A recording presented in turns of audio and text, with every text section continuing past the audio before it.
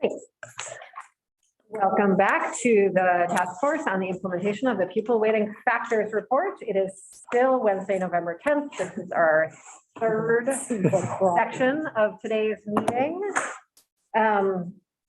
So we have talked about two different ways of applying the weights today, both the cost equity model and then the weighting model. Those are the two ways we're terming them. And we have some lingering questions about each that we are going to address at a future meeting.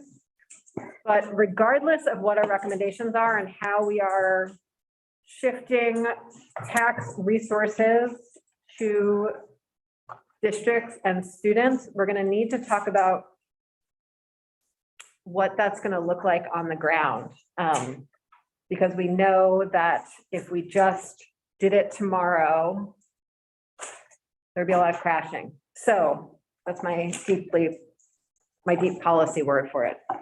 So we're going to spend a little bit of the afternoon talking about transition mechanisms, including the excess spending threshold, some ideas on how we've used hold harmless provisions in the past, ideas around rolling EQS numbers, rolling averages for EQS numbers, rolling averages for tax rates, which is what was used for the Act 60 transition, and try to get our head around all of those things. And then we have some testimony from Sue Siglowski and Bill Anton, who were supposed to testify with us 2 meetings ago and have been postponed a number of times. And I'm deeply grateful that they have been so flexible. They're listening. So we are going to start off with Brad joining us, and he is just here to help us through a brainstorm conversation.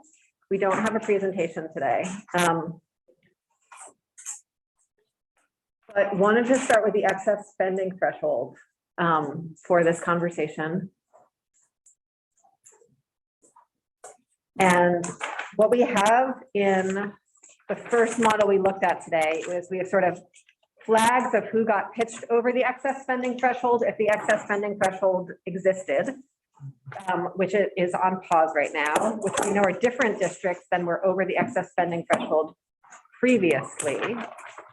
And so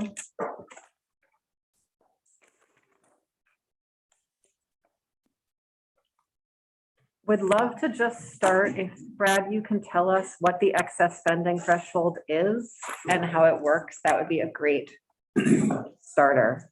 Thank you. And actually, I'm realizing I forgot to say something before we do any of that.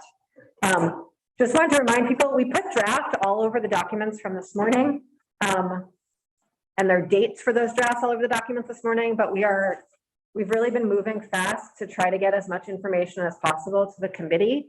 And there are likely still errors in that stuff. And so as the team finds errors, or as any of you find errors and let us know, please do so. And we will update the documents on the website. So if you are ever accessing any of these documents, please do a refresh and check to see what edition number you're looking at so that we can all be working with most current data, but we're not confusing ourselves or other people. So we're always going to have version numbers and dates and draft on these as we find errors and correct them, because they're likely in there, because we are all imperfect despite our best. And we're all moving too fast under very stressful conditions. So back to the excess spending threshold. How does it work, Brad? Just everybody remembers Brad James, Education. So excess spending threshold was put into place, I think, when Act 68 was put into place, when the grand list was split. And the idea was to kind of slow down the spending from some high spending districts. And the general broad concept is that if you spend more per pupil, and when I say spend, I'm talking education spending per equalized pupil. I just say spending per pupil to shorten it up. When you're spending more per pupil than the excess spending threshold, the amount over is essentially double tax. What happens is it gets added to your spending per pupil. So just a quick refresher on tax rates. Homestead tax rates are your spending per pupil, divided by the yield. That's your homestead tax rate. Okay, and then there's the CLA adjustment that goes to the town. So what happens with the excess spending threshold, and I'll use round numbers, let's assume that the excess spending threshold is $18,000. And that your spending per pupil is $19,000. You're $1,000 over the excess spending threshold. So what the law says to do is it says, take that $1,000 and add it to your spending per pupil and then calculate the tax rate. So you're spending $19,000 per pupil, you're over by 1,000, that 1,000 gets added, your tax rate is calculated on $20,000 per pupil. So your tax rate is boosted up because you're spending over the excess spending threshold. There are a large number of offsets. Most of them have to do with principal interest, construction, things like that. That's what most of them have to do with. But they're offsetting costs too. You mean offsets or exclusions? Exclusions. Okay. Thank you. That's the term that I tend to use. Yes, exclusions. They're exclusions so that what happens is those are taken out of the concept of excess spending because they're assumed that certain costs have to be done. Construction as well. So what happens then is people report what their allowable exclusions are. I look at those on a per pupil basis and I subtract that. So if I were to take everybody's this fictitious $19,000 and say, okay, all their exclusions turn out to be $1,500, $1,500 per equalized pupil. I subtract that from their real spending, $19,000 per pupil. That has their net spending per pupil then for the excess calculation is $17,500. They're below the threshold of $18,000. So their tax rate is calculated on $19,000 per student. Okay, even though their spending is technically over the spending threshold, it says exclusions. If I was to do another district with the same spending, $19,000, but their exclusions were only $500 per pupil, then I would back $500 out of the $19,000, they'd be at $18,500. That's now $500 over the excess spending threshold. So that $500 gets added to their $19,000, their real spending, and their tax rate is calculated on $19,500. Okay, so when you basically, again, when you exceed the excess spending threshold, your tax rate goes up. That's how it works. So most people nod their heads, so Okay. if I make it. So what we were talking about briefly in the tax rates and such here that I was presenting earlier is the FY20. We're using FY20 numbers. There was not a moratorium on the excess spending threshold at that point. So because the numbers that people use, actually they've used, have been based on exceeding the threshold in some cases.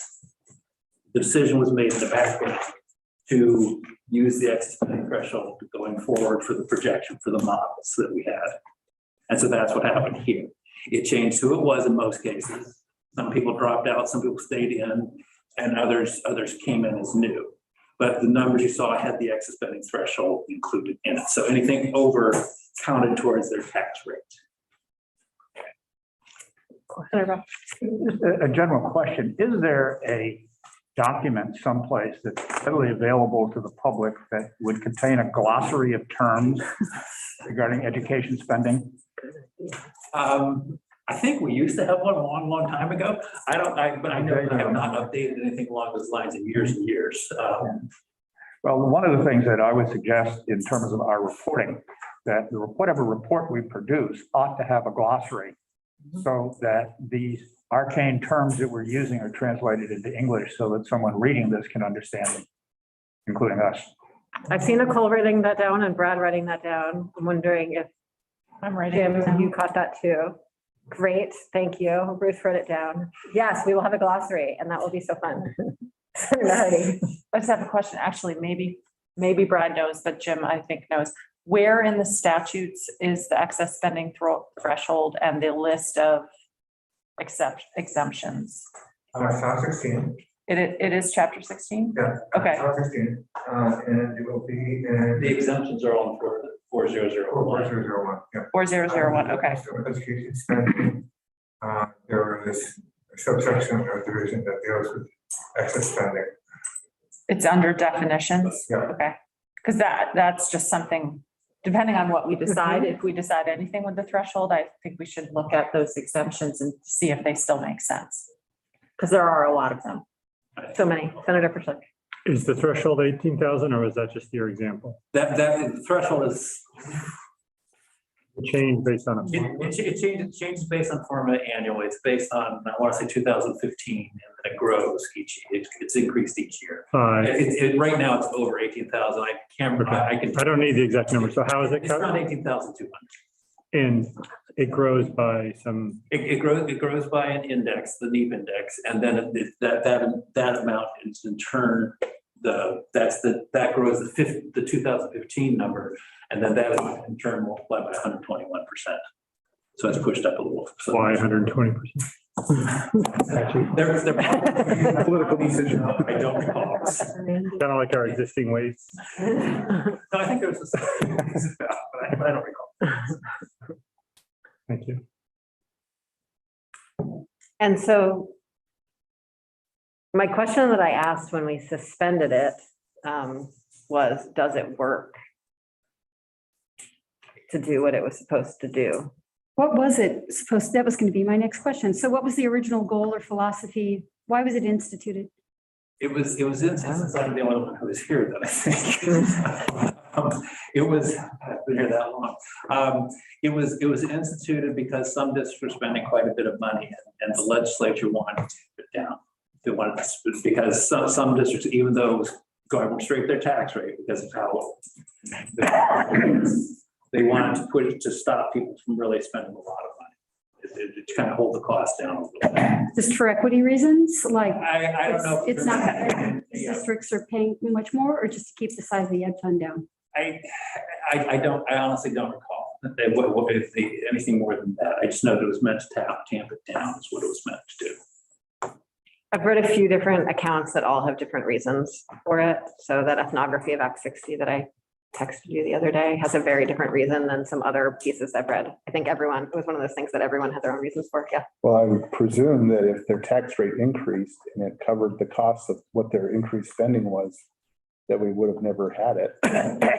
Doesn't. Well, no, it doesn't. And everybody knew that. It was it's more psychological. I mean, the impact is not always huge. In some cases, it's pretty substantial, but in most cases, it's not big. I mean, if you're over by $120, that doesn't impact your tax rate a lot. It's more psychological thing.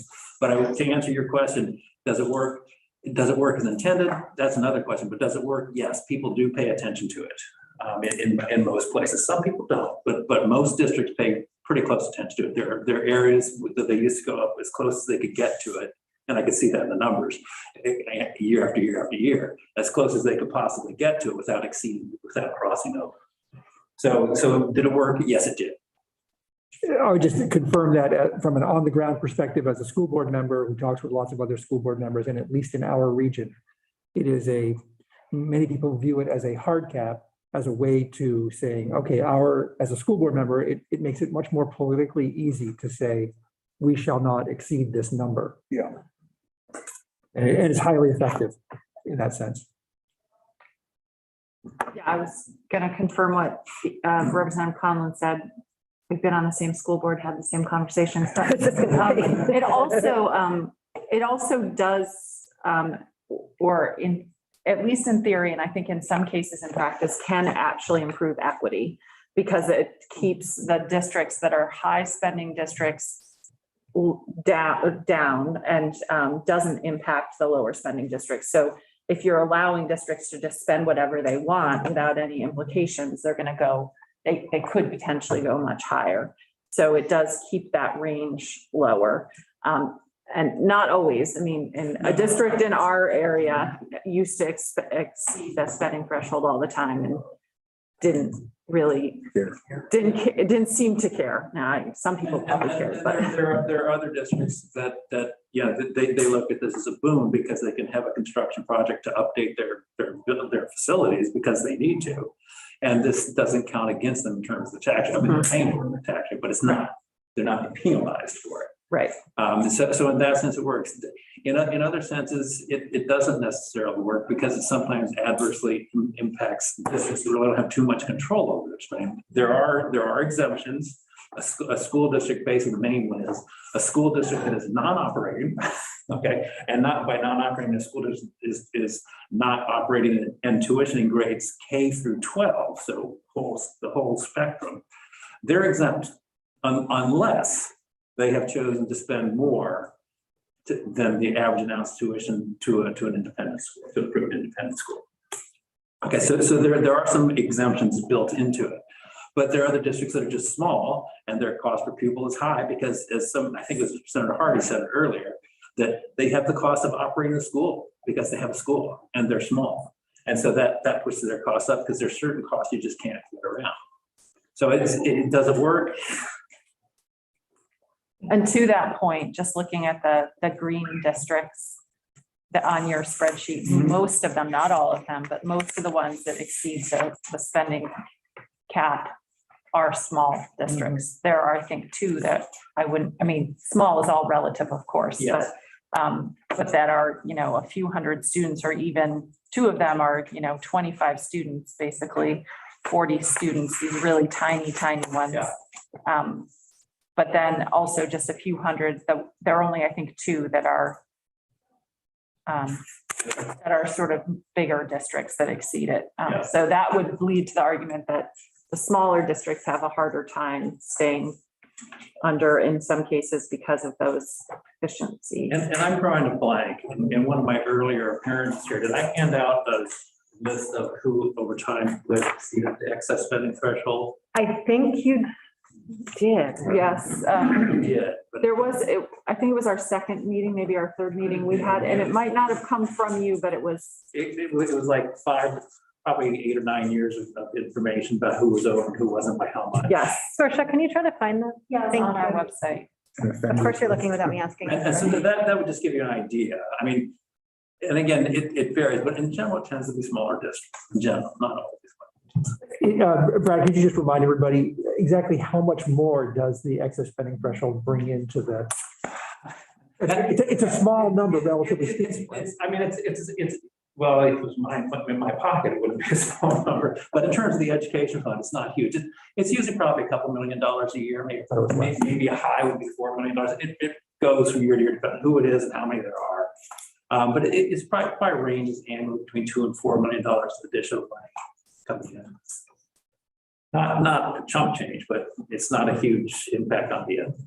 And there's analysis of that on the Ways and Means website from this last session that we needed it. I just sent a document. It's like 2015 through 2022 Yes. with a list. I sent it to all the members. Thank you. Should I send it to you? Too? No, I have it somewhere. Thank you very much. Somewhere. Does it help? Are folks interested in hearing about the exemptions? Is that helpful? Or should we say, yeah? I guess it might be, but it is interesting to think about the excess spending issue, but I'm trying to tie it to, like the spreadsheets, like when you added this to the agenda, kind of, what were you thinking that the issue was? So when we think about, this is sort of the general subject of transition mechanisms and things that are going to, like, particular policy tools or fiscal tools that will impact districts' experience of a transition of the weights, a change in the weights.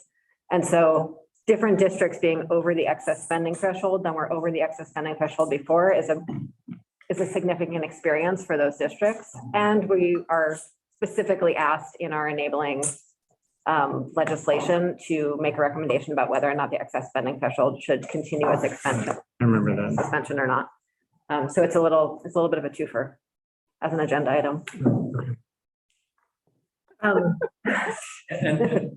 we weren't accounting Like that? Yeah, for the changes that people made or decisions they would make in the future. We just said, here's what it is. So it did change because Right. people can't change to it. And it seems to make sense that we would hold them harmless for something that we did to them on the first year, Mhm. So some period of holding harmless. Yeah, I mean, I'm open to the discussion otherwise. I mean, it seems, I hear that there is purpose of it, but yeah, so it would be good to, if we're going to continue it, then it would be good to hear the exemptions and are those the right exemptions? So the short answer is yes. And then one other thing I sort of wanted to name as part of this conversation is that we do have a sort of default floor, even though we don't call it a floor. In that you pay a basic tax rate, even if your spending is below that, right? Yes, if you spend below, well, the yield was $10,647, I think. If you spend below that, because remember, you're spending for pupil, your tax rate is directly proportional to spending for pupil divided by the yield. So if you spend below the yield, your tax rate's no less than $1. The floor is $1. I found that helpful context for myself, John. There's no incentive for any less than that. So can you tell us the exclusion? Exclusion. Sorry, or maybe it makes more sense for Jim to do it. I'm having a staff and I can go through it fairly quickly. They're, I mean, 1, 2, 3, 4, maybe the first 4 are dealing with capital construction, the principal interest payments. That's, just kind of lumping them all in as one, but that's what they really boil down to. It was assumed that that construction and renovations need to be done. And so you shouldn't be penalized for that. So those are considered to be exclusions. There was another one that was, if we haven't talked about this, so I'll say if you recall, when you're talking about special education, we talk about extraordinary costs for districts. It's the amount that's now over $60,000, which will change as time goes on. But the amount over $60,000, the state pays 95% of that, the amount over, and the districts pay the additional 5%. That is excluded. Okay, so that's what. Can you say that one more time? Yes, for the amount of special ed costs over $60,000, the state pays 95% of it. Oh. Yeah, and the school districts pay the additional 5%. But that 5% is excluded, and it's excluded the way it works from 2 years prior. Did you see that you have a? Yes, I Okay. do. I'm actually on my Excel file where I'm actually doing work in the background. There was one that doesn't hit people, so it's old and hasn't hit anybody in years. It's new special education spending that makes you go over the excess due to a new special education student if you have 20 equalized people or less. Okay, and that was. Is it 20? It's no longer, let's put it that way. That ended when we centralized special education. There's that too. We also centralize special education. I don't want to call it a district, but couldn't that happen at Wyndham Elementary? It shouldn't because they're in an SU. Yeah. And, Oh, okay, and thank you. the law said that. They're in an SU, but not an ST. So that one we Okay, could just thank get you. rid of and it would make it a little slightly tiny. How much would You could save some paper. Okay, then there's one where if you are a school district and you have students moving in after the budget is passed and you're tuitioning them, if that creates an excess, that's excluded. And that happened with Lynn Hall. And a couple of places, but it doesn't happen terribly often. There's one where do not operate a school. Doesn't matter if you don't operate, you're a school district that doesn't operate a school. So you could be a K-6 that doesn't operate a school, but the town tuitions to the union school or something. Or you could be a K-12 that doesn't operate a school, or whatever combination you want thereof. If you have new students move in after the census period that you're gonna have to pay tuition for, though that's excluded, and that doesn't happen too often too. There's one for planning for the cost of the small school merger. That kind of is out the window now with all the mergers that happened. There's one that happens now. This one I think took place in 2015. It was payment for new members to the teacher retirement system. So I think, and there's an annual cost that we send out to school districts. So that's one that happens and is new. There's the merger one. Dual enrollment in early college. There's dual enrollment early college, but the school districts don't pay anything for that. That's a state cost, the way we're doing It's it. just listed here. It's I'm like, just, I remember that happened that last day, but the last hour. I remember saying that doesn't make any sense. we could get rid of that. That's 3 of them, Jim. You have this list. You guys can what at that one. I said earlier that if you are a non-operating K-12 district, then you're exempt unless you choose to pay more to an approved independent school than the average announced tuition. And then you're not exempt. There are some who are not exempt because of that. Sampling. This is the new one. I knew there's a new one that I didn't have on this sheet because it's an old file. Costs incurred by a school district or supervisory union when sampling drinking water outlets for implementing lead and or implementing. Yeah. I remember that one. What, 2 years ago? That was us, Kathleen. That was in there too. And I think that covers most. It's like, again, I lumped a lot of them together. Capital construction. So there are 3 that probably don't pertain to. And are there districts that were over the excess spending threshold regularly that are not anymore? Well, what I can tell you. I'll borrow this. Yeah. Thanks so much. Yes, I would say probably not a lot, but many were, and then when they merged into a larger district, Yeah, they absorbed. I have to look at that sheet. And I mean, actually, I'm sorry, not anymore in the new. Somewhere, if you give me a second, I'll find it. Cabot, I think. Somewhere I did look at, because I after a conversation the other day, I looked at who was there in FY20 in the real world and who's there in the model world. Okay, you've seen the model. It's who's there in the real world. I just have to find that file. It'd be nice if I remember what it was called too. I never do. Source just emailed us the list. No, this is one. Here. It's usually titled in my files, districts exceeding threshold.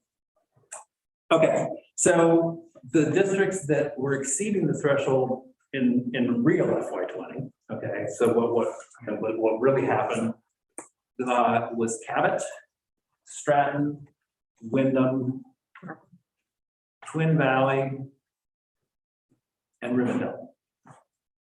And there's a question whether Rivendell should not count as their interstate district. We decided they shouldn't, but this is an old file. Then of those who would exceed the threshold now, based on the modeling that we just did, that I presented to you, Cabot is no longer over. Stratton is no longer over. Stratton's over on the file you gave us. Say that again. What number? Stratton is line 88 and it's still over. You're but what I'm looking at now is what happens in our modeling that we just did. Yeah, Yeah. that's what I'm looking You at. have it green, It's Stratton. green. Okay. I just happened to be on that exact row. That's the only reason I know that, 88. Fred. Yep, it is, isn't it? It's Stratton. I'll have to go back and look at this. Okay. Okay, No, no. so ignore Stratton. It looks like Stratton's still over. I thought there was somebody who's still over, but I wasn't seeing. So apparently I erred. And again, Representative Cornheim said we're not all perfect. Quickly. What about Wyndham? Wyndham is not over. No, they're not over. Okay, so Wyndham is no longer over because they're, Twin Valley is no longer over, nor is Rivendell.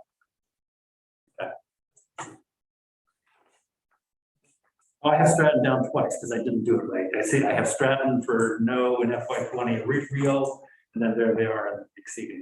That's my fault. That's my confusion. Pull 2 files together and just do a good job. Okay, what to do with this. I'll do that right now.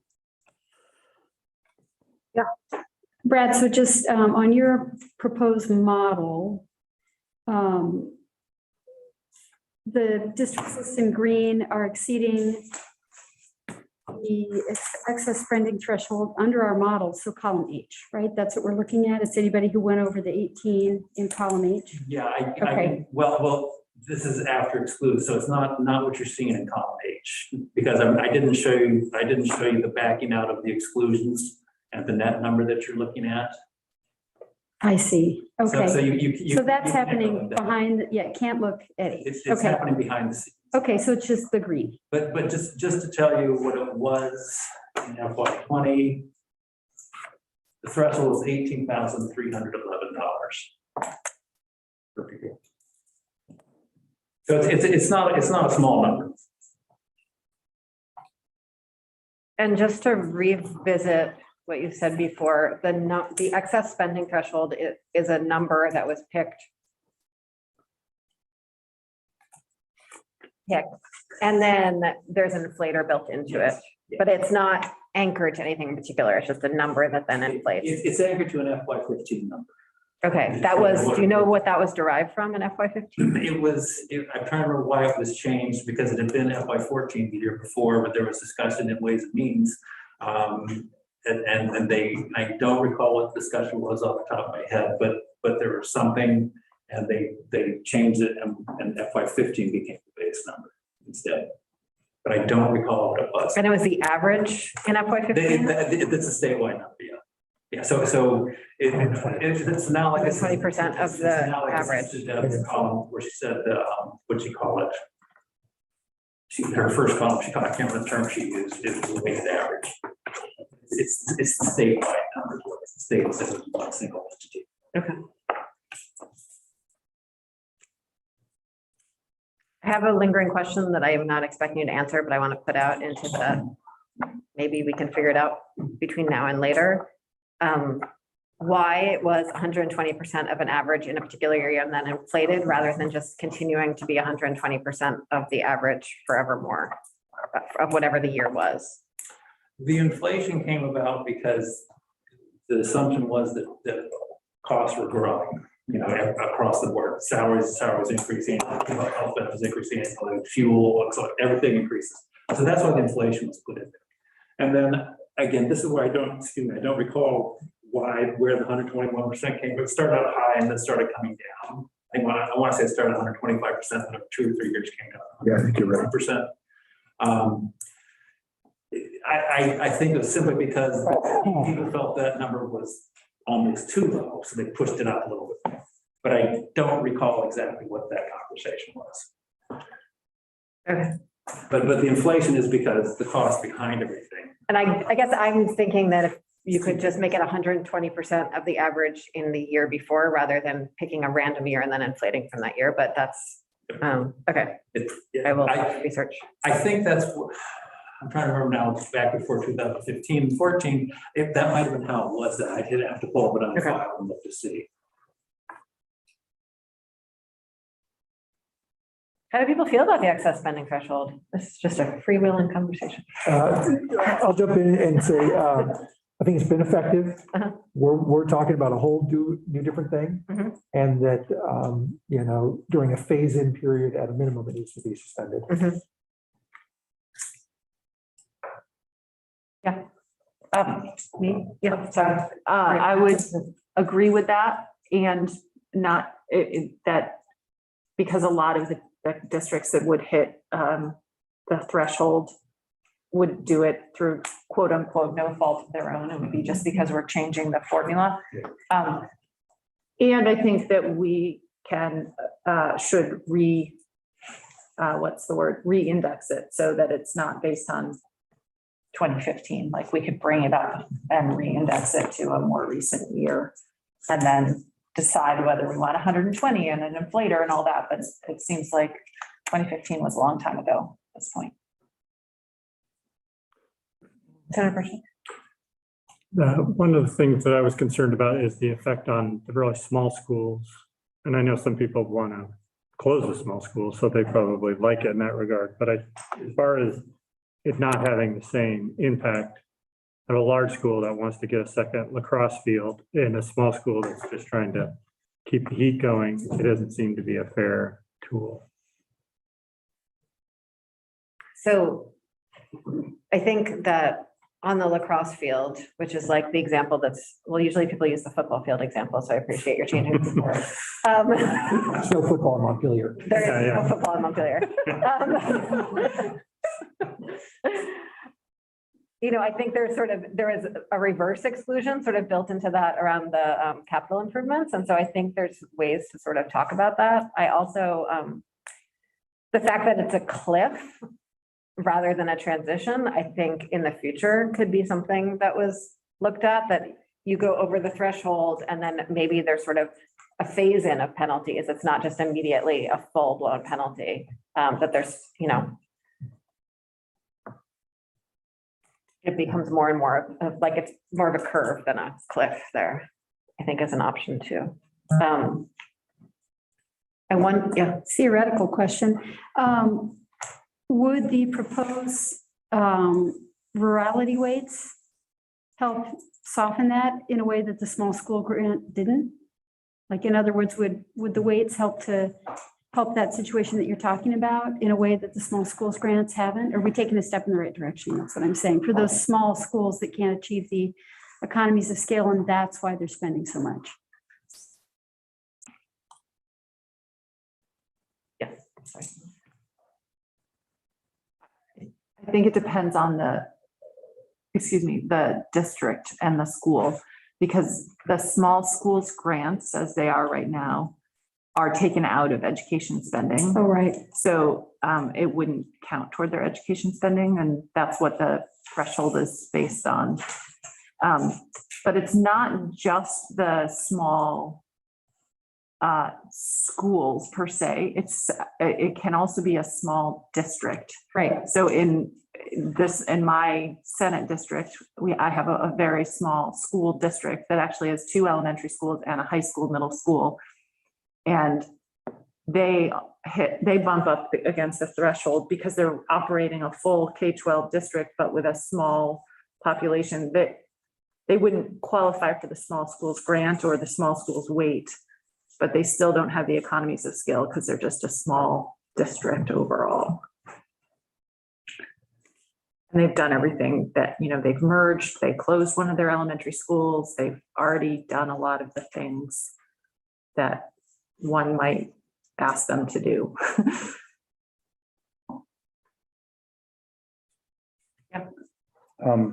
I agree with what Peter said. I think though, the problem is that when districts are spending higher than other districts, especially when they're spending up at that level, they're so disconnected, their tax rate from their spending decision, that they're hoisting those expenses in the form of tax rate onto much lower spending districts that aren't partaking in that decision. I think we'd be far wiser to figure out how to more closely connect decisions to those tax rates, to those decisions, instead of a penalty. Wait, can you say, I'm sorry, can you? I think we should, maybe not here, but maybe in the committee of jurisdiction, we should look at strategies to more closely connect a district spending decision to its tax rate, instead of just coming up with some arbitrary penalty that with exclusions and numbers that move around depending on what the political whims are at any given year. I also wonder if I agree that at a minimum, we should suspend for a period of time. If we suspend for a period of time and say, there's sort of scenarios, like at a date certain, this is the penalty that would go in and this is the threshold, then people are planning for it. But it's really hard to sort of trust something that legislation says will happen in 5 years, because we all know what happens when we do that. And then if we don't say that this is sort of the threshold in 5 years, then in 5 years, the 5 years is up and everyone's like, wait, we're over this threshold that you're hypothesizing. It becomes very hard to come back with a threshold then, because it feels just as dramatic to the people who are developing budgets and the kids in the schools. I don't have a solution to that problem. Well, the solution would be more, don't speak to it, get rid of it, and let a future legislature solve that problem if that problem exists. Mhm. You know, if we go down Representative Scheck's route, Mhm. there may be no need for a excess spending threshold.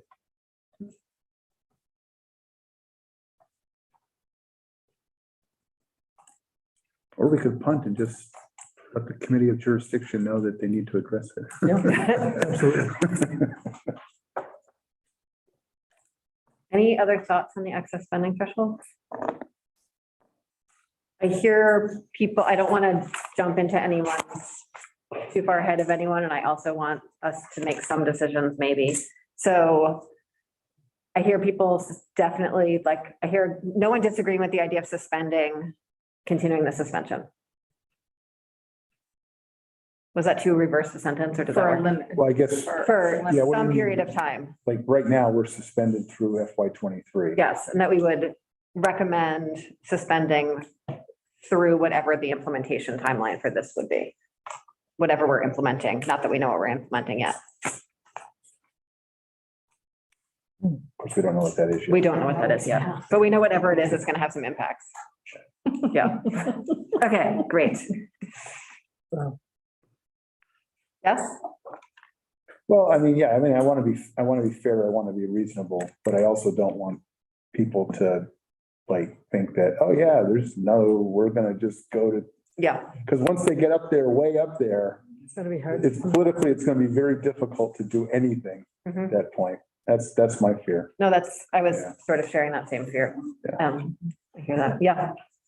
I agree with that, just in the absence of a better proposal, but I guess one thing I wondered if we could do is just set a very high excess spending threshold. So if it's 18,000 now, let's move it to 25 or some 30,000. So I don't know what it would be, but like some number that is still a threshold, but only for if somebody's going to abuse the suspension. It could be whatever the max is now. I don't know. I guess that, Is it a given that the threshold will be reviewed in 2023, or is it just stated that, it'll go back into effect? I don't remember, Jim, do you remember? It was, It's sunset. yeah, it's suspended and after that, it's go back into effect. Okay. So do we recommend just a reconsideration of it at that point?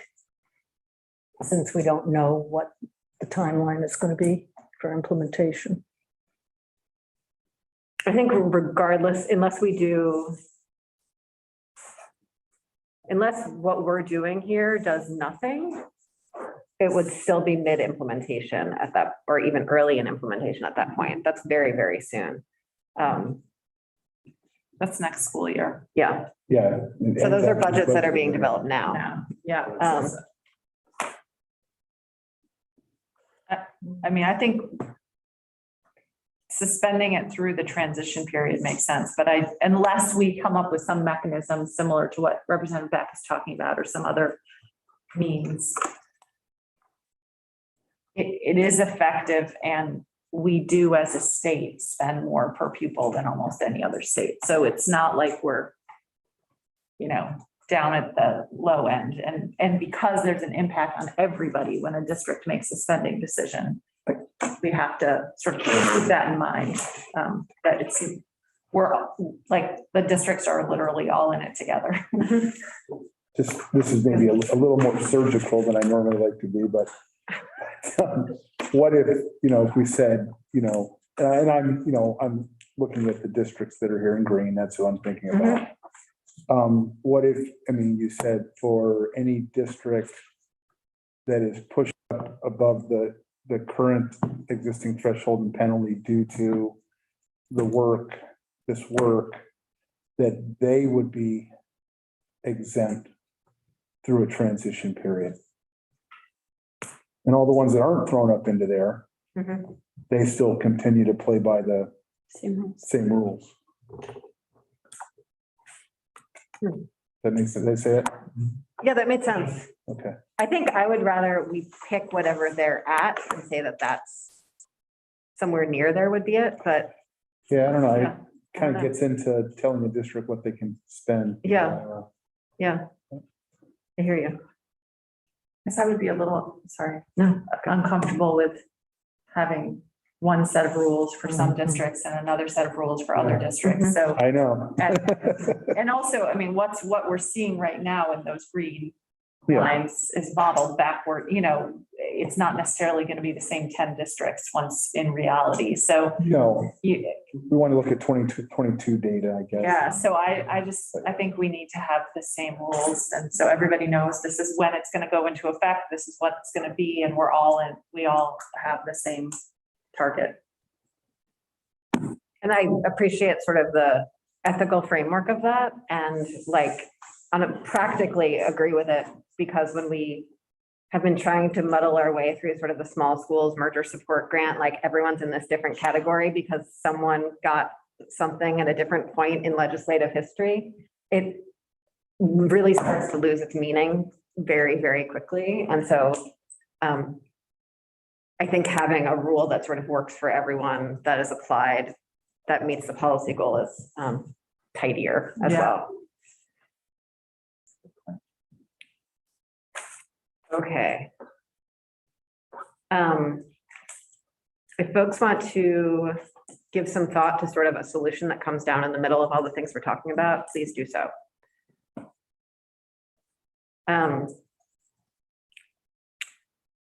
Another mechanism that we've talked about is hold harmless provisions on increases, which was used, when was that used? Hold harmless provisions for, Yeah. for equalized pupils. Yes. It's been used ever since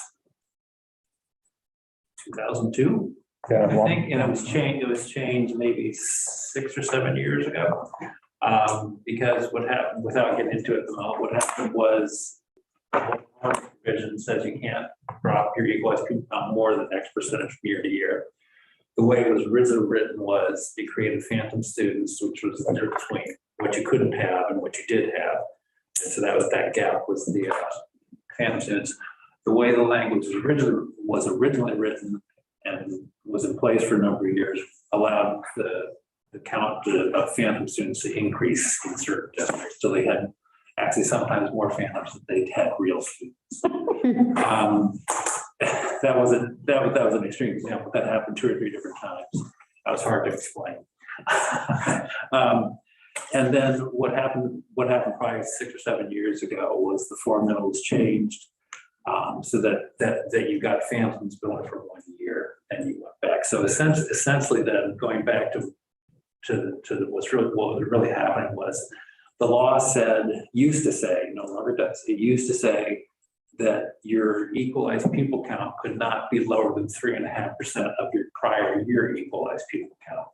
So if you had 100 students 1 year, 100 equalized pupils 1 year, and the next year when I did the calculation, you had 90, you couldn't drop in more than 3.5. So you would have had 96.5. And so that difference between what you really had of 90 and this 96.5, that's 6.5, those were the phantom students. And what the law used to say, how it was written, was you then looked at the following year, let's assume that your count was again 90, didn't matter.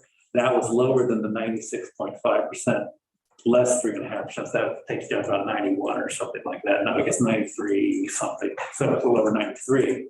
You're still gaining phantom students because you're not there yet. And so that's where it started piling up in some cases. What the law then got changed, and this is where we are today, the law then got changed to where it says, again, using that example, first year you go at 100, second year at 90, you had 96.5. Yeah. The second year, if you were at say 85, you didn't start at 96.5, you started what you really had at 90. Yeah. So you looked at 3.5 below that 90. So you did not start getting that big long tail going through. So that's where we are today. So that's still in place. When we did these calculations in the background again, when I ran the equalized pupils through the modeling, I did not pay any attention to the 3.5% hold harmless. I ignored it because I want to say this is what it would have been, because there was nothing to put it up against that was realistic. Right. It just got ignored. So there's no 3.5% hold harmless in this. Going down the road, you could do that, but there wasn't right now. How would that look different than doing a rolling average ADM? So across, say, 5 years? I think what would happen, So that you have the transition, but you could really just soften it. I mean, if it would, I guess it would depend on where you're starting from right now. Because you got year one where it's one set of weights, year two where you have more weights and different values for it. So are you doing a 3.5% against that, or are you starting here? So that's something to think about is one thing. So the way I imagine it is that, so let's say you're doing a 5-year rolling average and you have 4 years from pre-implementation and 1 year from implementation, then that implementation year counts for a little less. And then the next year it counts for a little bit more. So it sort of slowly brings it in because the implementation would be weighted more and more in that rolling average. I would think that if you're doing a rolling average like that, you would not want to use the 3.5% hold harmless until you're done Yeah. with the rolling average. That's what I would think. Do you think they seem to have very similar policy purposes, I guess. And so how might the rolling average smooth things in a different way than the hold harmless would smooth things? I think the hold harmless would be a little bit more of a blunt edged instrument. And it's only year to year to year. Whereas if you're doing a 4 to 5 year rolling average, you're really smoothing it out much more than just it's almost a step function with the way the hold harmless works. So I think it would be smoother with a rolling average. I would have to play with it really to see, but I'm pretty sure it'd be smoother. The other question that, does anyone, I'm going to keep on going unless someone else has something. The hold harmless provision just sort of saves people from going down, not from going up, right? And if we have a whole bunch of people, whole bunch of districts that we are preventing from going down, but we still have a bunch of districts that are going up, that creates sort of a temporary spike in spending. Well, no, not necessarily in spending. It would be more in terms, because there's still. Oh, because it would all still be equalized. Yeah. And so that would sort of be a less direct smushing of the top. That's my technical term. Whereas the rolling average would sort of soften both curves the same way. Bring it in more gradually. Yeah. Yeah. And actually for a while there was a limiter at the top, but it only applied to big districts. It did not apply to smaller districts. Then that got lost after 4 or 5 years. But it would treat them both equitably in terms of transitioning both down to wherever they're supposed to be. Yeah, you can obviously get flip flops in there, but it would tend to be smooth. No, did you have it? No. Okay. I tend to like the 5-year rolling average methodology better because of the way that it does both the up and the down. And we're going to see both ups and downs regardless of which model we choose. It would just be the question for if we stick with the weights, it would be an equalized pupil rolling average. Right. And that would keep the tax rates rolling into because they're based on equalized pupil. If we did go to the cost equity model, it would be an ADM 5-year average, rolling average, right? Yeah, and that's not impacted by the weights that we're talking about. Because the ADM that was showing was really your 2-year weighted average. We're not, all right, let me rephrase that. Your two-year average ADM plus state flex, which is what we call long-term ADM. So there's no weighting in it whatsoever. Right, no, I understand that. I get that. So average that over 5 is, but that's hold up a little bit. But isn't that what would be used to calculate the tax rates? because we would no longer have to do it. That's what it's used to calculate tax rates, but that may not, but I mean, I don't think that's gonna have much of an impact. If I was to look at 5 years of ADM or long-term ADM, I don't think the general trend, the general direction in the state is down, the general direction. But in some places down more, in other places up. Okay. In general, it's down, but it's not, I don't think it's gonna change significantly to offset some of those dramatic swings. Okay, Tax so in rates. that case, we would have to do a 5-year rolling average or some I think step of the tax rate. on the tax rate itself. Okay, okay. I think in the cost equity model, and again, just thinking through quickly. Yep, That would make more sense to Yep. to base it, transition onto the tax rate. got it. Okay. Well, I just think what it's gonna do is it's gonna, no, never mind. No, you're right. Thinking of something else.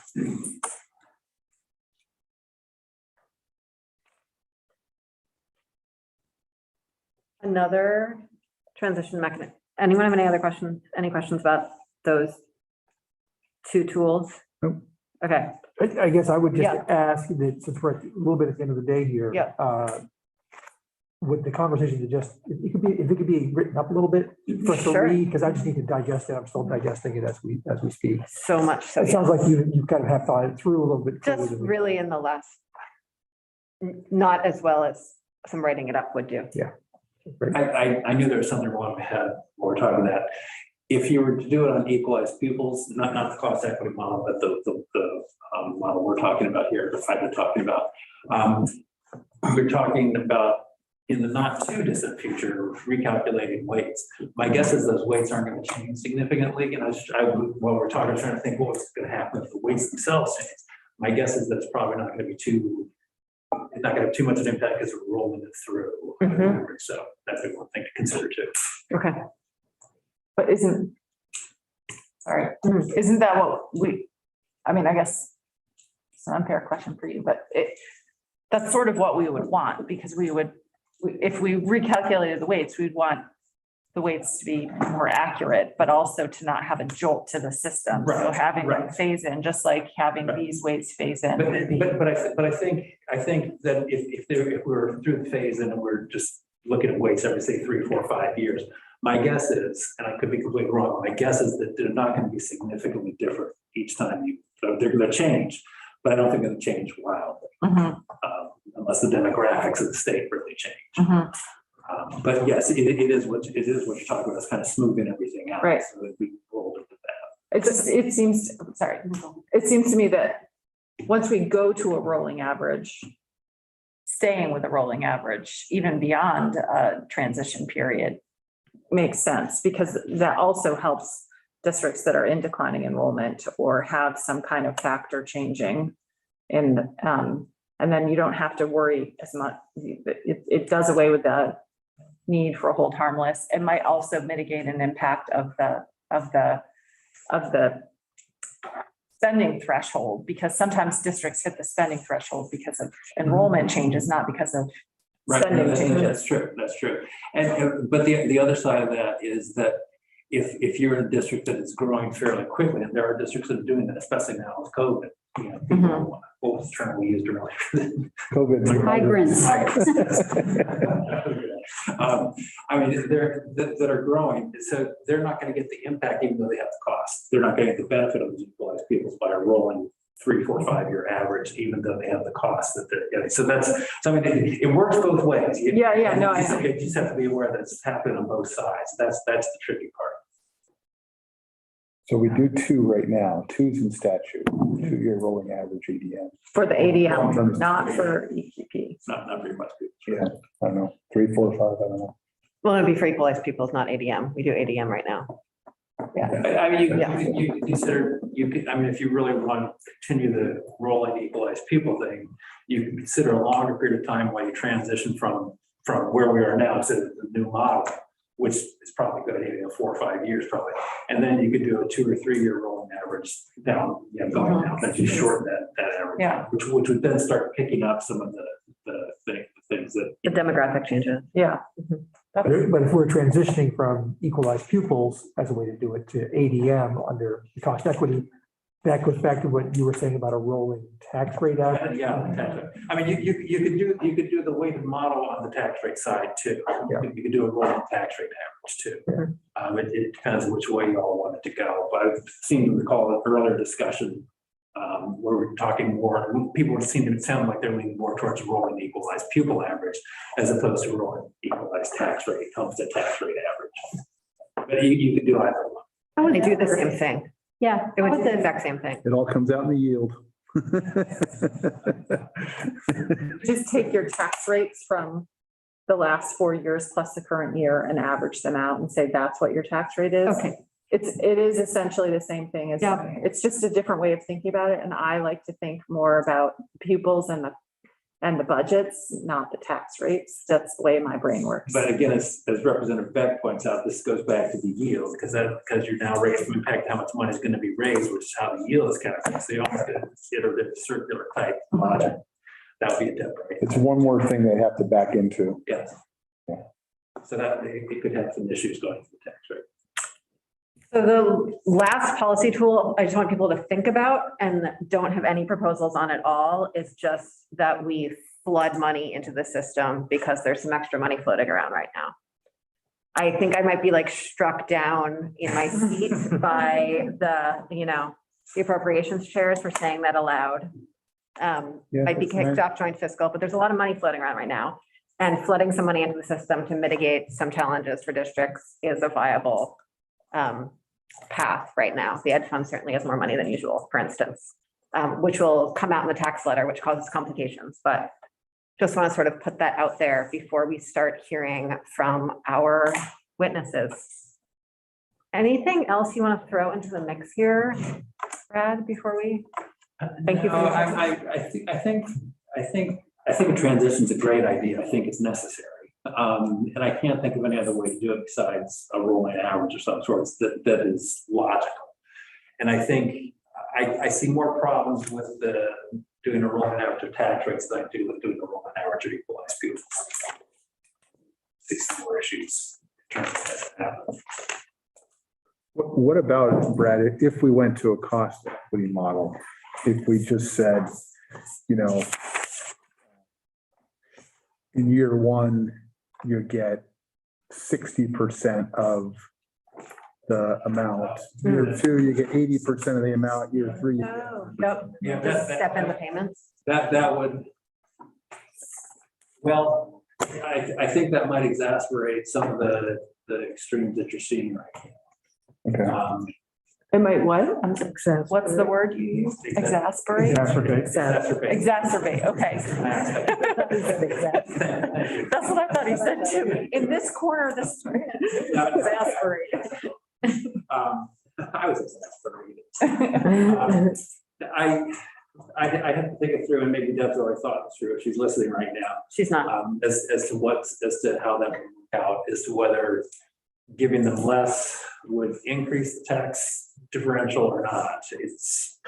Well, it depends on. What you'd be, Yeah. you'd be increasing the education spending, which would increase the tax rate, which would in turn then change the yield.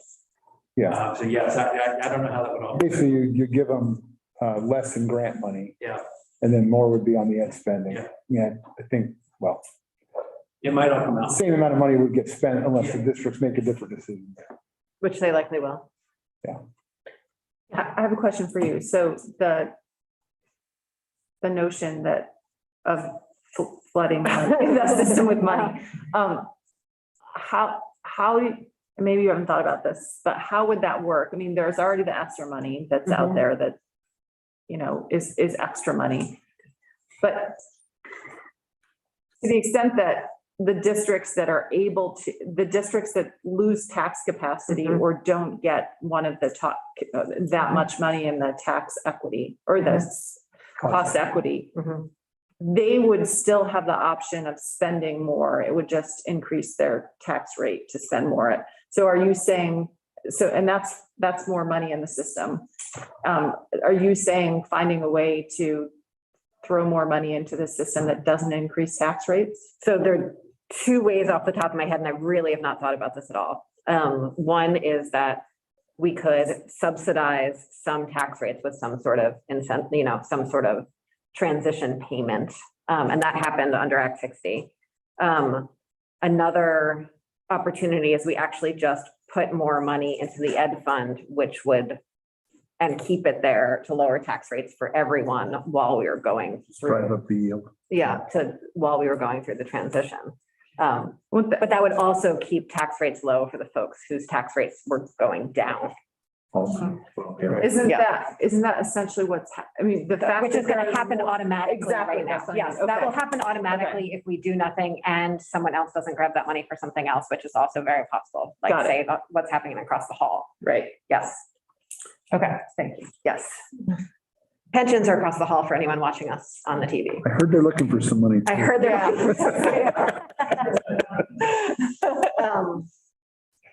But if anyone, as we're going forward, has any other ideas about what just, tossing some cash at the problem would do, feel free to share them. I think we need to go to our other witnesses.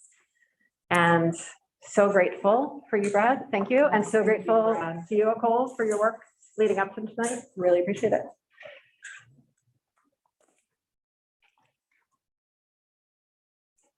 Sue? Yeah. Okay, thanks. Sue, thank you for bearing with us in such an incredible way over the weeks leading up to this moment that we are hearing from you. Look forward to whatever you have to share with us. Thank you very much. For the record, I'm Sue Siglowski, the Executive Director of the Vermont School Boards Association. And I'm mainly here today to respond to a question that was asked of me on August 27th at your task force meeting.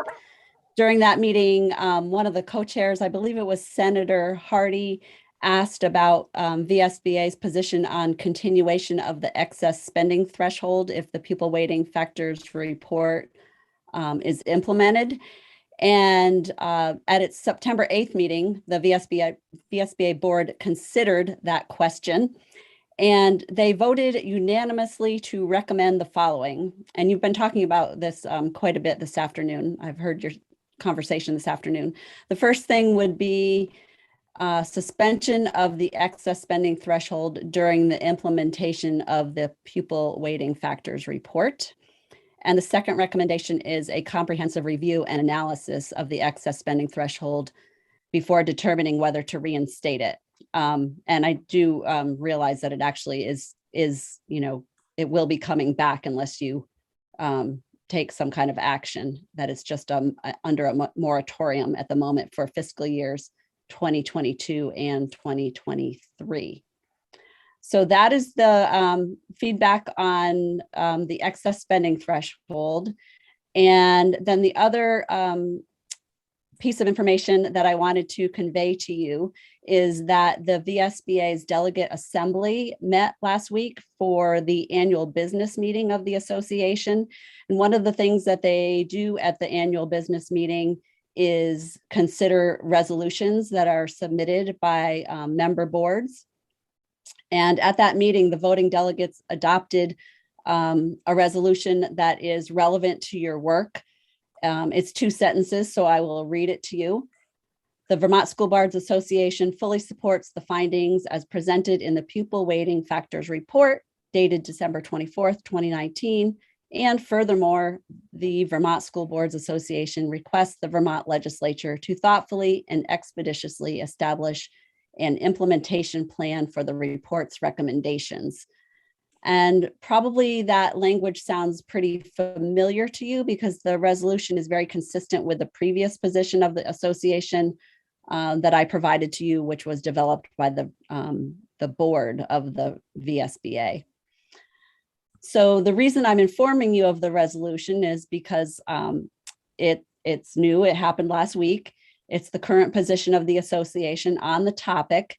And as a resolution, it's a position of the association that has been through a rigorous process of submission, committee review, board review, and finally approval by the membership. We look forward to learning more about the specific transition mechanisms under consideration. And I learned quite a bit listening to all of you this afternoon. We would ask that you examine any transition mechanism options under or through the lens of the resolution, specifically, is it part of an implementation plan that is thoughtful? Is it part of an implementation plan that is expeditious? Thank you very much for the opportunity to speak with you today. Thank you, Sue. Really appreciate it. Does anyone have any questions? Yeah. Sue, when you say implementation, what do you think your members mean by expeditious? Are you talking 1 year, 2 years, 5 years? Can you quantify that? I don't have a specific number of years. I would say, think it means prompt implementation and without any further delay, but balanced with the word thoughtful, which I think you've all been talking about transition mechanisms this afternoon. So yeah, I'm sorry, I don't have a specific number that I can give you, but I think those two words, thoughtful and expeditious, sort of balance each other a little bit.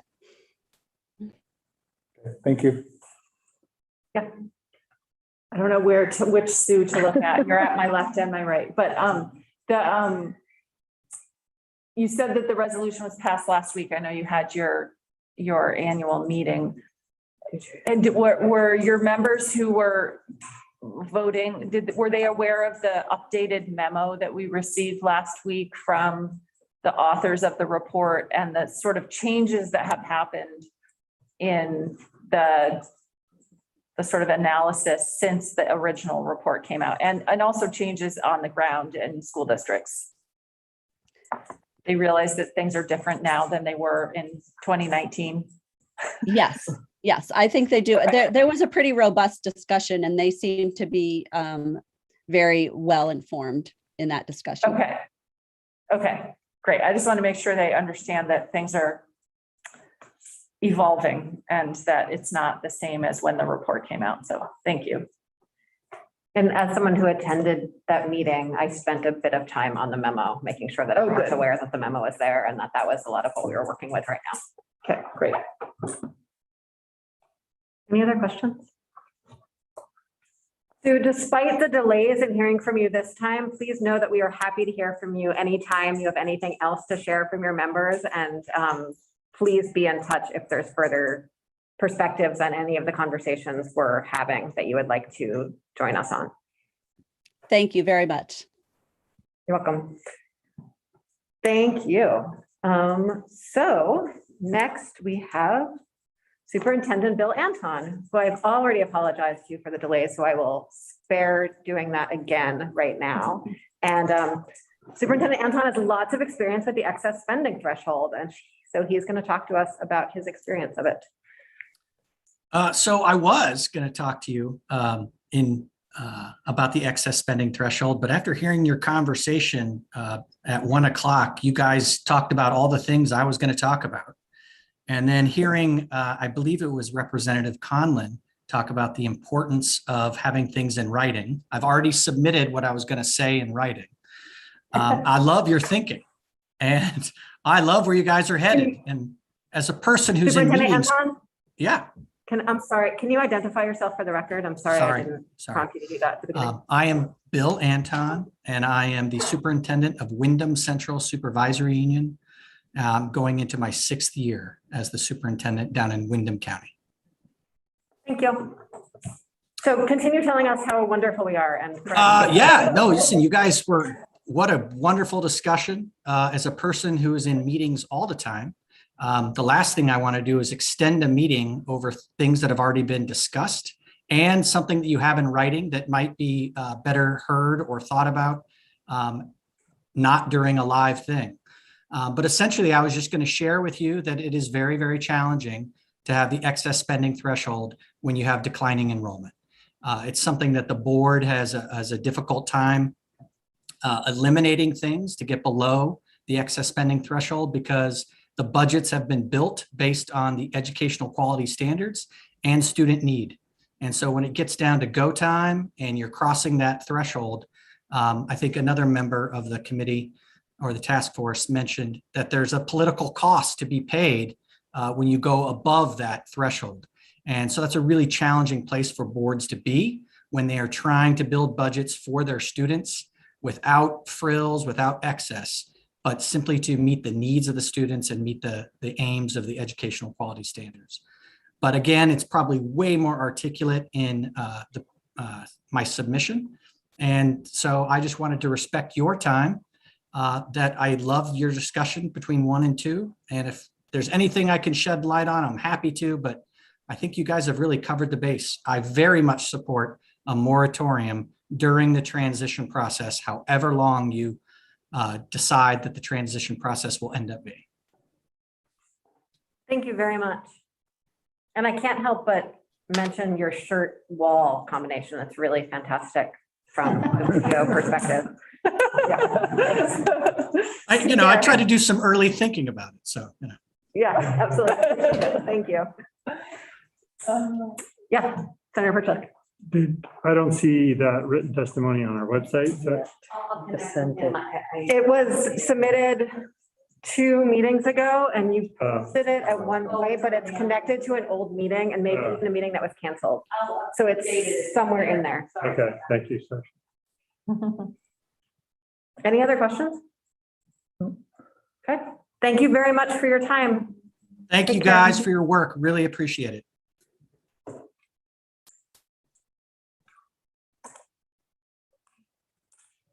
So I'm thinking it makes sense to go to public comment now. If public comment people are there, but they might not be there. And if they're not there. Edie Green is on. She's second on the list. Okay.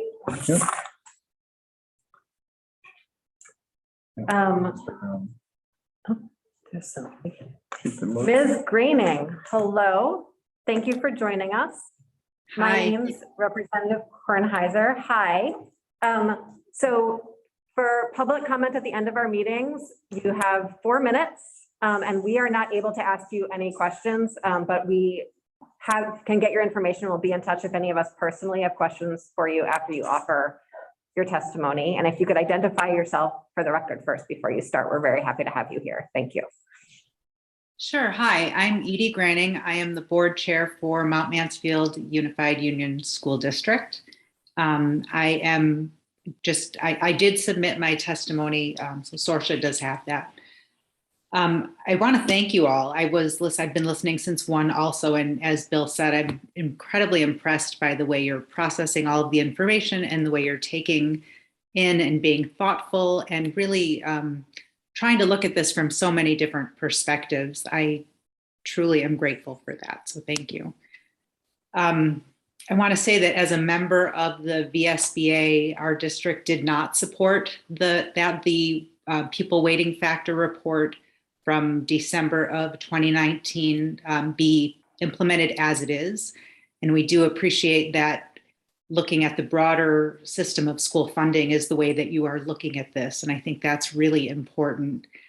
Our district, our number of students is flat or even increasing during this COVID period. And looking at the weighting numbers, it decreases significantly the way the number of students are counted. So we have a lot of concerns that way. So I'll just read through some of what I would like to share with you.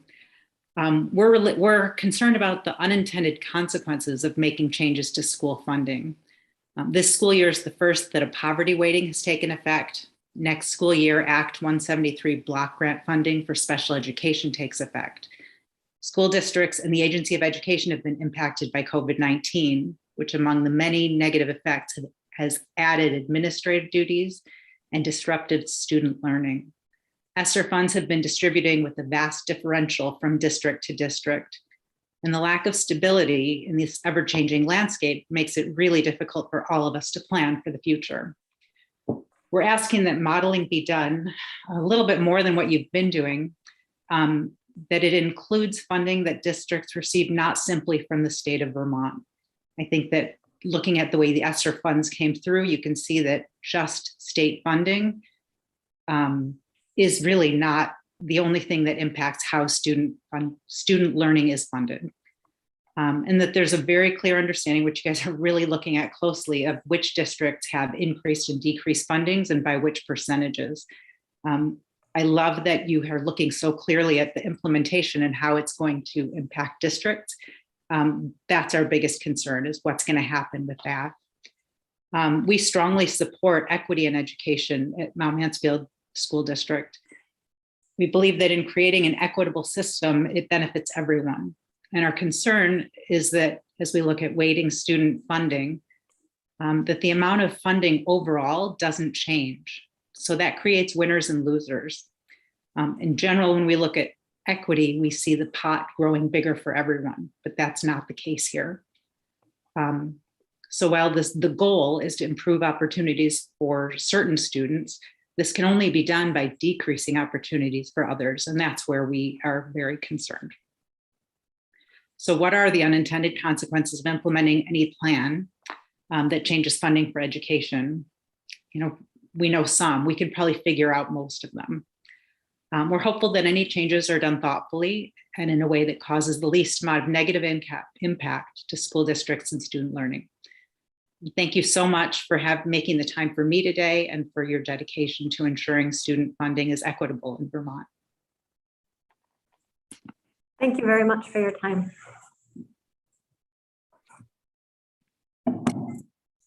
Tricia, do we have the other folks yet, or should I give it to the, okay, that's fine. I was just gonna put it all together and then we would have a conversation, but we can. Oh, great. Let's hear from Mark Schauber. I guess it helps if I turn on my video, right? It does help, thank you. But if we can't hear you, I will interrupt you and then you will turn your video off. You have 4 minutes, and if you could identify yourself to start, we would appreciate it. Thank you. Sure, thank you. So first of all, thank you for the opportunity to provide some public comment this afternoon. My name is Mark Schauber. I'm the Executive Director for the Coalition for Vermont Student Equity. To date, the process this task force has set out on is lacking in transparency that is so critical to a process that creates a proposal with statewide implications. I was heartened to see the task force leaning towards using school level data, which the researchers themselves say is more statistically accurate. And we might support the other policy decisions as well, such as switching to additive and using free and reduced lunch data to define poverty.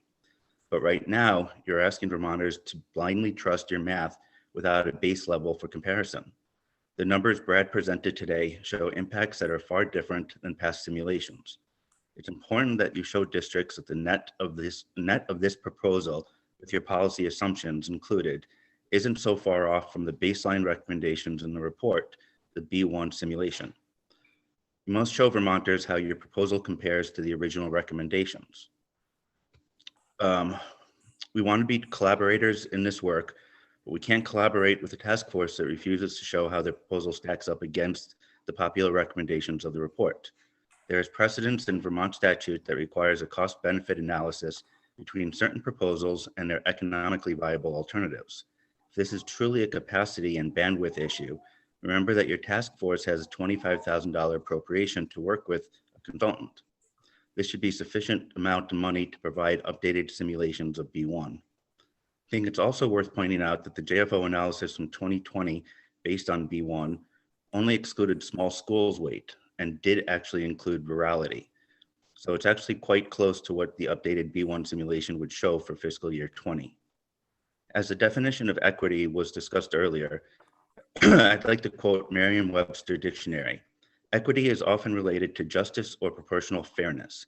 Equality differs from equity in that it relates more to sameness or equal distribution. In society, equal treatment does not always produce an equitable result. The cost equity formula strives for equality, not equity. I urge you not to consider reverting back to any portion of the foundation formula, as it was clearly ruled inequitable by the Brigham decision. The fact is, it doesn't cost the same to educate the same or similar students in different districts and across the state. The recommendations from the Pupil Weighting Factors report, if implemented in full, will create equity in our funding formula and do take into account these differences. In regards to ELL, as stated in the Colby memo, it is important to note that there are efficiencies in operating a formula that adjusts for differences in the cost of educating ELL students using weights incorporated in the equalized pupil calculation. Excuse me, thus making categorical aid a political football something that the weights wouldn't do. Thank you. Thank you.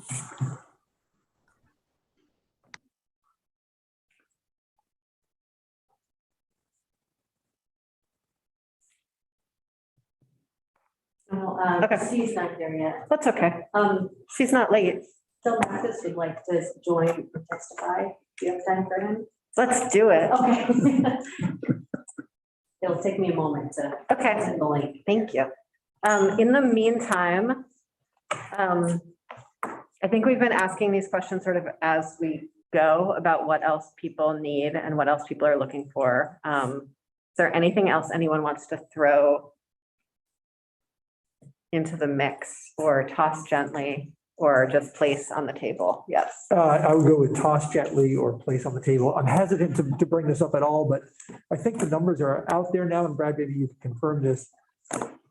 That school districts, or the numbers are now available for sort of the delta of what school districts receive under 173 for FY '23.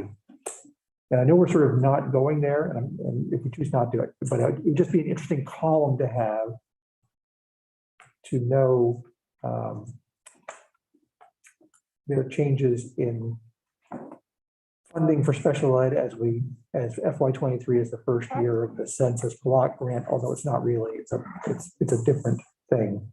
But it indicates which direction their funding might be going.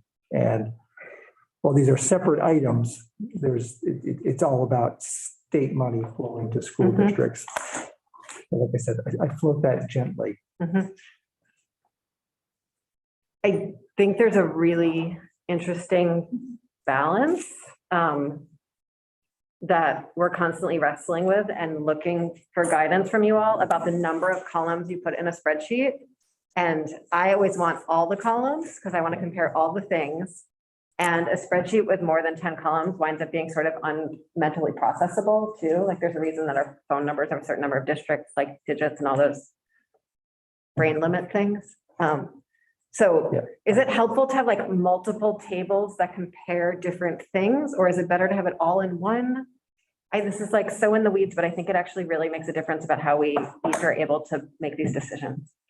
Yeah, we have gone around and around on this, on what to include in one version. We had special ed on the list and then we took it out, and we had ESSER on the list, and one of our witnesses just talked about federal aid and work, and then we took it out because it just got to be too many. But if you want all those columns, we could probably, I'm looking at Brad and Nicole, but we could probably include them in some. Yeah, we have those down, and Representative Collins, you are correct. The numbers are up this amount. Some of them need to be changed slightly because some data came in after the fact, but it won't be significant. But the numbers are out there. We can bring in whatever numbers I can access and make new columns. It does make sense in some ways to say, here's certain column, keep all the sheet tabs the same order, but here's, spending, federal money, state money, however you want to term it, Act 173,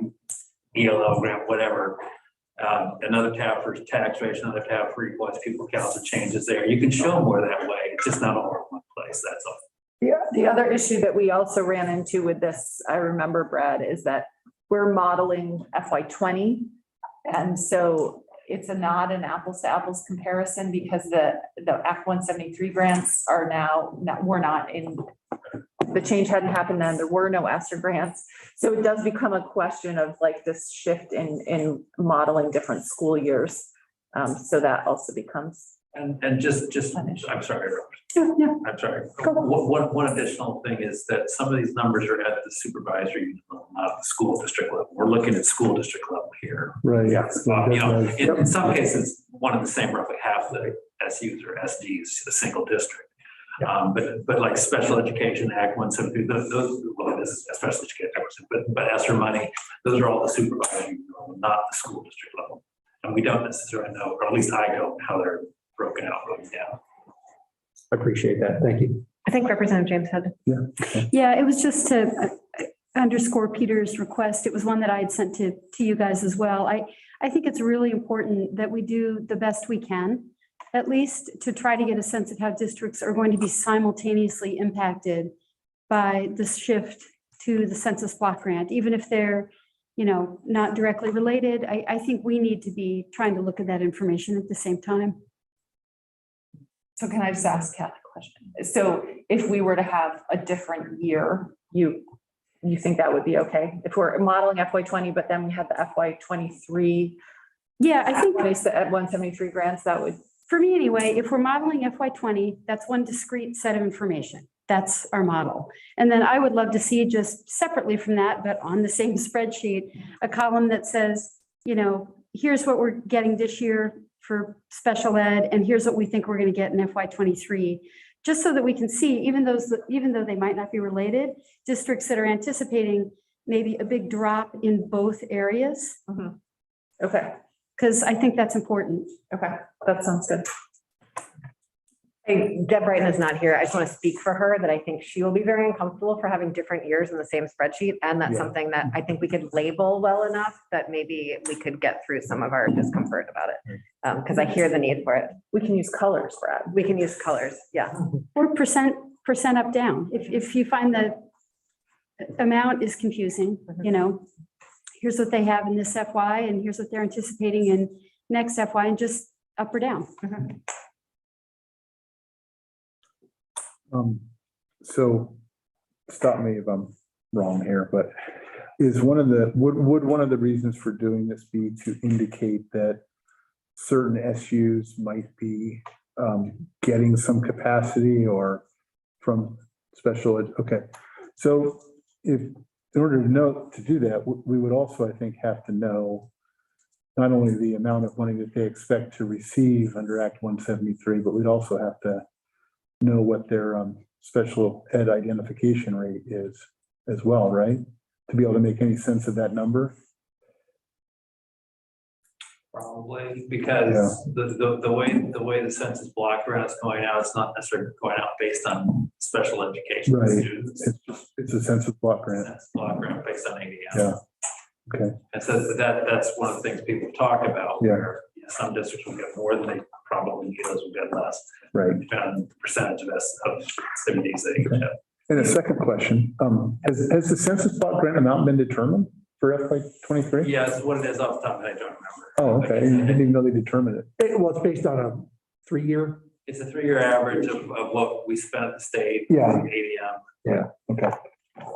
There's also we've been talking about and sort of picked up the ball and dropped it a few times on the idea of recommending to the education committees that they look at weighting the special education grant for poverty as is discussed in the study. And so that would then change whatever that grant would be. Okay, we have another witness who's going to pop on, Bill Mathis, who I've been really enjoying reading ethnography of sorts that he wrote that's titled Interest Group Influences in Advancing and Inhibiting Educational Finance Reform, the Politics of Equity in Vermont's Act 60. And I will send it to the committee for their reading pleasure. It's a good time. Janet Ansel sent it to me when I asked her a question about something. Is he? He's coming. Okay. Yes, I'm here. Welcome. Are you able to turn your video on? Do you have enough bandwidth for that? Let's see, you can tell that I dressed appropriately, expecting that I would testify. Anyway, yeah.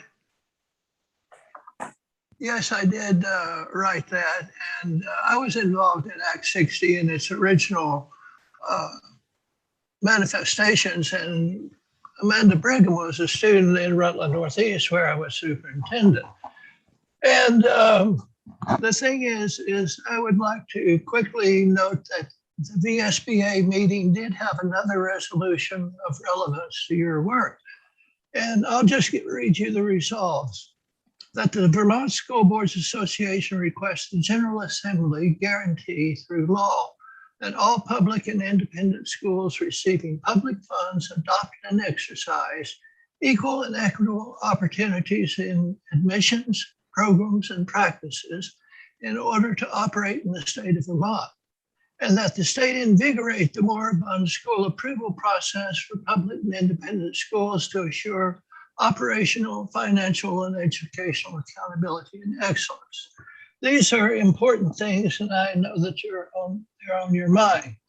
A couple of things that come up just strictly from a technical point of view is that you've talked about having the school as a unit of evaluation or funding versus the district.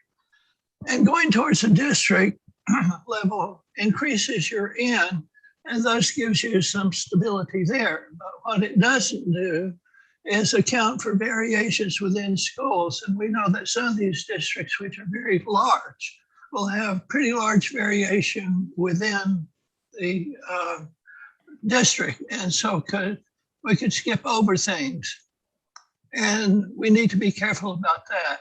And finally, I would mention that using ELA as the proxy for what is a good school, which is de facto what's happening underneath, is kind of bothersome, but there's not a real good solution. The thing is that it doesn't represent all the things, and particularly the qualitative aspects of schooling. And I just wouldn't want to lose that as we look at the weights. So the weights are very important, and thank you for your work. Thank you. Can you identify yourself for the record before you say goodbye to us? William J. Mathis, previously the managing director of the National Education Policy Center and on the school board at Otter Valley. Thank you very much for your time today. Certainly.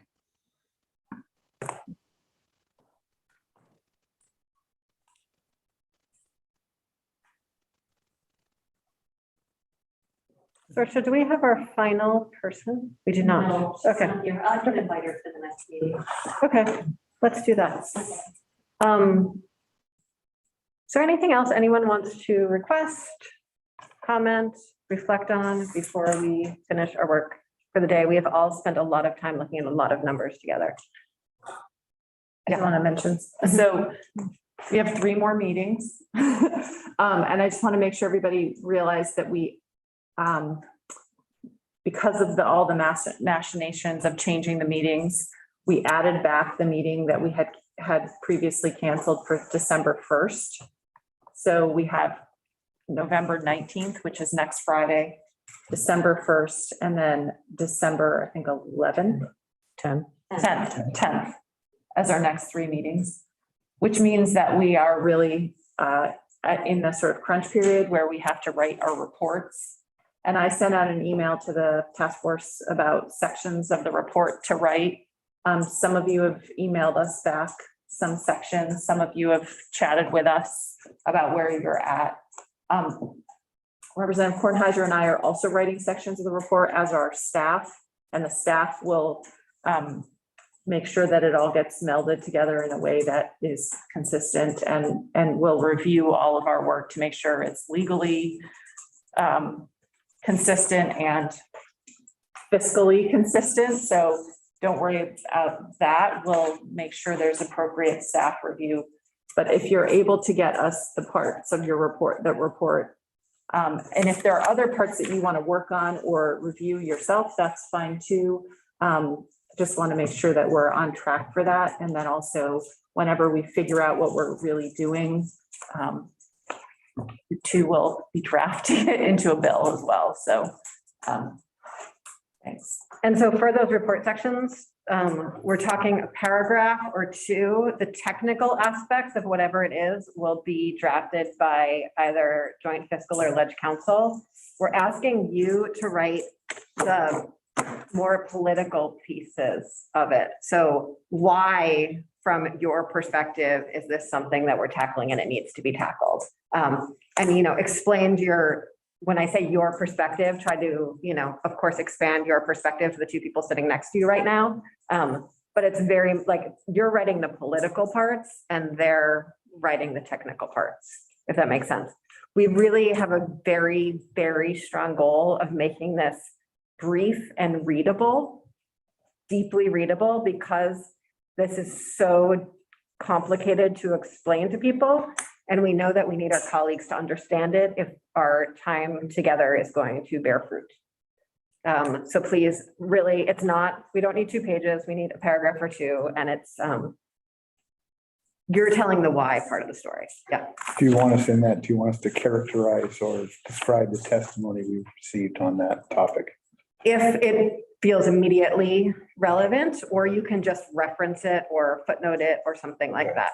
We don't want to reenact the entire report, nor do we want to reenact all of our testimony. Okay, you don't need to include current statute. No. Okay, Want to include the context of why the task force is making a decision or not making a decision, because in some cases we're not doing something like on school construction because there's this other group that's doing it. We want to provide that context, but okay. Yeah. And you can even say current statute, go here and put a little. Yeah. Yeah. Okay. Any other thoughts, questions? Tuitioning and then. For review. Okay, we can go offline, Saoirse.